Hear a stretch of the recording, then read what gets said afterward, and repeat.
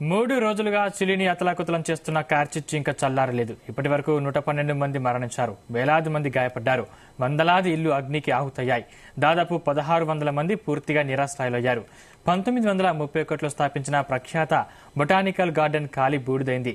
మంటల తీవ్రత అధికంగా ఉన్న వియా డెల్ మార్ పట్టణంలో పరిస్థితులు దయనీయంగా మారాయి. అధ్యక్షుడు గాబ్రియల్ బోరిక్ 2 రోజుల జాతీయ సంతాప దినాల్ని ప్రకటించారు.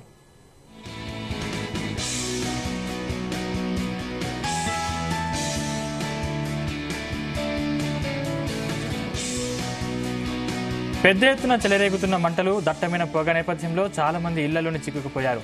వియా డెల్ మార్లో దాదాపు 200 మంది ఆచూకీ తెలియడం లేదని అధికారులు వెల్లడించారు.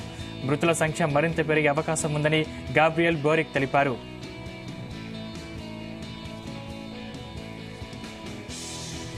దగ్ధమైన ఇళ్లలో సహాయక సిబ్బంది ఇంకా గాలింపు చేపడుతున్నారని చెప్పారు. గాయాలతో ఆసుపత్రుల్లో చేరిన వారిలో చాలా మంది పరిస్థితి విషమంగా ఉన్నట్లు పేర్కొన్నారు.